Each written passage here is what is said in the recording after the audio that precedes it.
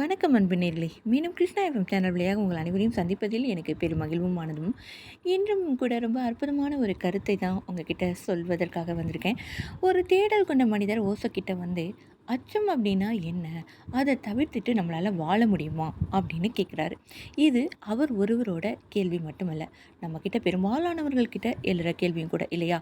ஏன்னா ஒவ்வொரு மனிதருக்கும் தங்கள் இதயத்தில் ஏதோ ஒரு மூலையில் அச்சத்தை நம்ம சுமந்துக்கிட்டே தான் இருப்போம். ஏதோ ஒரு அச்சம் நம்மக்கிட்ட இருந்துகிட்டே இருக்கும்.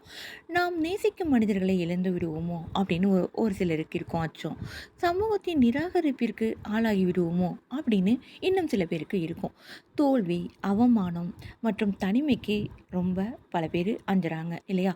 இவற்றுக்கு மேலாக அறியப்படாத மிகப்பெரிய உண்மையான ஒரு விஷயம், இறப்பிற்கு நிறைய பேர் அச்சம் கொள்கிறோம். ஓசோ இது எல்லாத்துக்கும் என்ன தீர்வு கொடுக்குறாரு அப்படின்னு பார்த்தோம்னா, ஒரு புரட்சிகரமான ஒரு விஷயத்த இதை பற்றி அச்சத்தை பற்றி சொல்கிறாரு. அச்சம் ஒருபோதும் நிகழ்காலத்தை பற்றியது அல்ல. அது எப்போதும் இன்னும் வராத எதிர்காலத்தை பற்றியே இருக்கும். அதாவது நாளை என்ன நடக்குமோ அப்படின்னு மனம் கற்பனை செய்யுது. அந்த கற்பனையே இன்றைய அச்சமாக மாறுது அப்படின்னு சொல்கிறாரு ஓசோ. அது உண்மைதானே? நீங்கள் கடந்த காலத்தில் வாழும்போது குற்ற உணர்ச்சி உங்களை பின்தொடருது.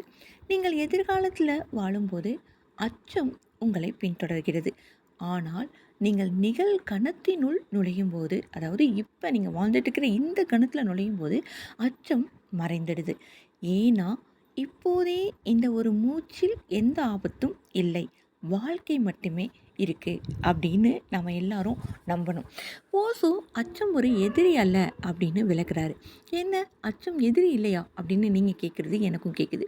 அது அன்பின் நம்பிக்கையின் இல்லாமை, அதாவது அன்பு மேலே நம்பிக்கை இல்லாமல் தான் அச்சமாக வந்துட்டு மாறுது அப்படின்னு சொல்கிறாரு.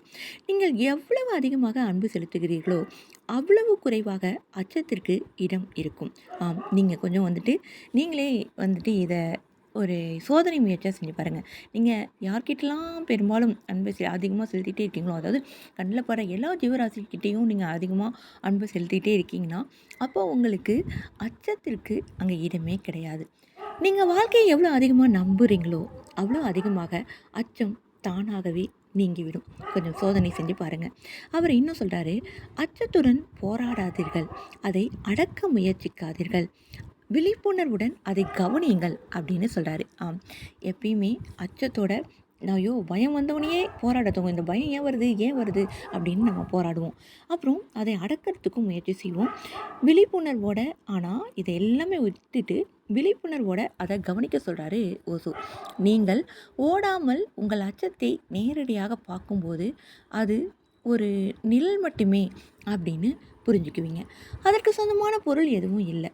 இந்த உண்மையை நீங்கள் உணரும் கணம் அந்த நிழல் கலைந்துடும்.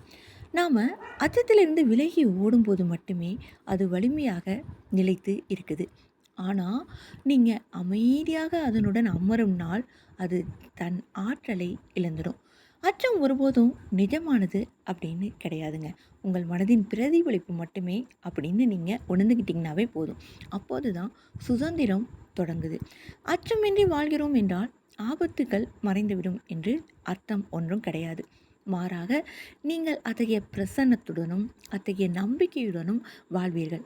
அதனால தான் அச்சம் உங்களை கட்டுப்படுத்த முடியாது அப்படிங்கிற அர்த்தம் உங்களுக்கு விளங்கிடுது. இதுவே ஓசோ சுட்டி காட்டிய வாழ்க்கை. அன்பு, அதாவது அன்பு, விழிப்புணர்வு மற்றும் சரணாகதி நிறைந்த வாழ்க்கை. இது மட்டும் போதுங்க நீங்கள் அச்சம் இல்லாமல் வாழ்கிறதுக்கு. அதனால் உங்கள் இதயத்தில் மீண்டும் அச்சம் எழும்போது அப்படியே ஓடி போயிடாதீங்க. ஒரு ஆழமான மூச்சை எடுத்து அப்படியே நிகழ்காலத்திற்கு திரும்பி வாங்க. அச்சத்தை நேருக்கு நேராக பாருங்கள். உங்களுக்கு நீங்களே மெதுவாக சொல்லுங்கள், நான் என் அச்சத்தை விட பெரியவன் அப்படின்னு. ரொம்ப அற்புதமாக இருக்குல்ல? அப்படியே கேட்கும் பொழுதே அதை நடைமுறைக்கு கொண்டு வரும் பொழுது இன்னும் நீங்கள் பயம் நீங்கி வாழ்க்கையை எதிர்கொள்ளலாம். வாழ்க்கையில் பல சவால்கள் இருந்துக்கிட்டே தான் இருக்கும். ஆனால் அந்த சவால்களை நாம் எப்படி சமாளிக்கிறோம் அப்படிங்கிறது தான் வாழ்க்கையில் இருக்கிற ஒரு சூட்சமம் இல்லையா? அன்பர்களே, இப்படியான ஒரு அற்புதமான பதிவோடு மீண்டும் சந்திக்கலாம். அதுவரை உங்களிடமிருந்து விடைபெறுவது நான் உங்கள் அன்பு அறிவிப்பாளர் சகோதரி இளைவேணி கிருஷ்ணா. வணக்கம் அன்பு நேய சொந்தங்களே. நன்றி நேர்களே.